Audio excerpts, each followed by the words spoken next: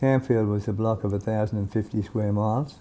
Campfield was a rolling, open country, undulating basalt country, Mitchell and Flinders grass. Campfield was, recognised as probably one of the better blocks in that area. I could see that if I didn't go to Campfield and be there, on a permanent basis, well, it would never get developed. So I think it was about at the end of 1956, early 1957, I went out there permanently. Betty Bernard came to Katherine, I think it was late 56 or early 57, and we got to know each other. And I thought to myself, well, I'm going to build a reasonable place out in Campfield.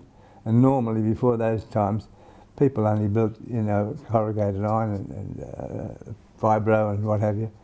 And I thought to myself, well, I'm not going to live in a tin shed for the rest of my life. So I decided we'd build a brick place, which we did.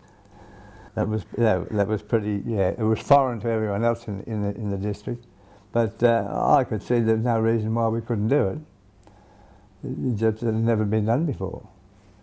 So I had acquaintance with a couple of Italian blokes that were in Katherine for whatever reason, and one was a plasterer and the other bloke was just a good handyman, So we got the okay to use the insulation out of the Bovril Meatworks in Katherine, which was had been started prior to the war, and it was left in mothballs and they never went on with it. So we used the pumice stone insulation to make the bricks. And these bricks were 18 inches by 6 by 6, and they'd float on water. I mean, it was quite light. So we didn't have a problem of carting the things from Katherine to Campfield, which is about, in present terms, about 400 kilometres, So we made all the bricks in Katherine and took them out there, and the first truckload went out to a position on the Victoria River, which was picked by my friend Wason Byers. And when the truck got there, it had a hell of a downpour of rain and the truck got bogged. And I thought to myself, well, this is not much good. So, we went across about 10 miles of black soil, and I thought, well, if we're going to have to do this every wet season, it's not going to be too good. So we shifted back to the Campfield River, position there on good hard ground, and that's where the homestead was situated. It was a big job, but I mean, when I think back of it, it wasn't all that unreasonable. My dad thought it was a bit rich, building a brick out in the middle of nowhere.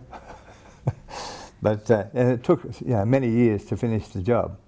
I think we started at the end of 56, early 57, and we didn't actually get to live in it until about 1960. After we were married in April 58, and Betty stayed at the butcher shop, I suppose, for 2 years anyway.